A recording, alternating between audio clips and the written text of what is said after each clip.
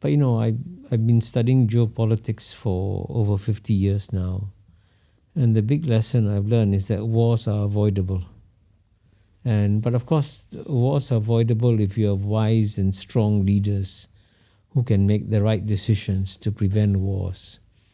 But quite often, and this is the tragedy about the West. In the past, it was the Western countries that had wise and strong leaders. Now, many Western countries have weak and ineffective leaders. So, for example, the Gaza war could have been avoided if, for example, the United States, which always says that it's in favor of a two-state solution, had worked harder to achieve a two-state solution. So that means that Palestinians would have had a state also. Maybe a somewhat demilitarized state, because Israel is very concerned about security, reasonably so. But something could have been done. But unfortunately, you haven't had any American leaders strong enough. Only the United States is big enough, strong enough to persuade the parties, Israel and Palestine, to come together. But they failed to do so. And because they failed to do so, the wound continued to fester. And then when the wound continues to fester, you get an outbreak. That's what happens. And certainly we should condemn the Hamas for its killing of innocent Israeli civilians. That's completely unjustifiable and should be condemned, But at the same time, you also have to ask yourself, could all this have been avoided if a bigger effort had maybe made to create a two-state solution?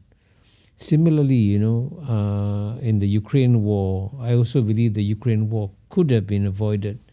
And here, surprisingly, the United States and the West had two eminent American statesmen who warned against the expansion of NATO, towards Ukraine.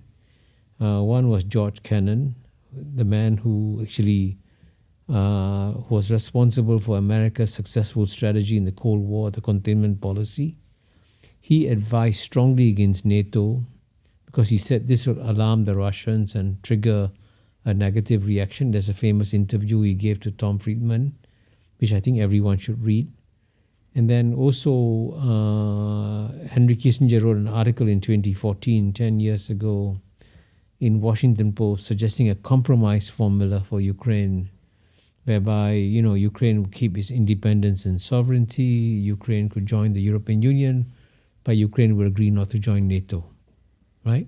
These were all sensible compromise proposals that were put forward, but unfortunately there were no strong Western leaders who were capable of carrying out this advice, And indeed, in my last conversation with Henry Kissinger one-on-one in October 2022, about a year before he died, he clearly indicated to me in a very subtle way that the quality of mind of many Western leaders today is not what it used to be.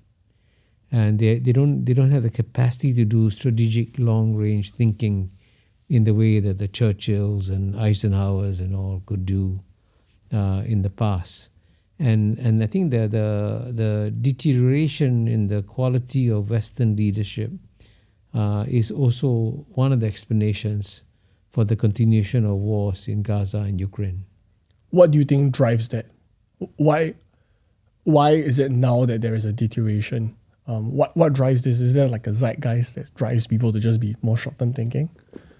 Well, I think, there was a sense of intellectual complacency that enveloped the West after the end of the Cold War. And, I've said in several of my speeches that this very famous essay by Francis Fukuyama, The End of History, when the essay came out, and the essay basically says that the Cold War has ended, the West has won, the West doesn't need to make any more strategic adjustments, the West can just switch on autopilot and proceed, and the rest of the world has to make strategic adjustments to this new world order. And that was an incredibly dangerous, complacent attitude that the West had developed. And as I say quite brutally in my TED Talk, which has had over 2 million views now, that Francis Fukuyama's essay did a lot of brain damage to the West because it put the West to sleep at precisely the time when Asia was waking up. And so clearly this was a time when Western leaders should have educated their people and say, hey, the world is changing. We have to adjust and adapt. We cannot just be on autopilot and do whatever we've been doing in the past.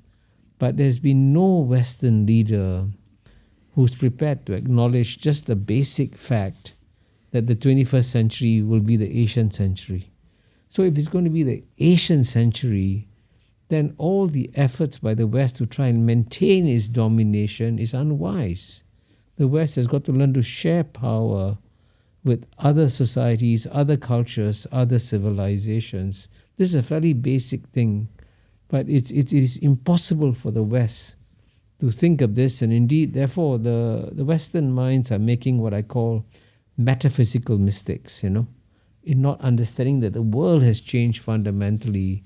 They've got to throw out all the ideas of Francis Fukuyama and the end of history, take them out of their brains and throw them into the rubbish can, and think of a new way of looking at the world. And the one piece of good news is that the rest of the world is preparing for the Asian century, because when I came out with my ninth book, my book of essays, The Asian 21st Century, it's a collection of essays explaining about how this will be the Asian 21st century.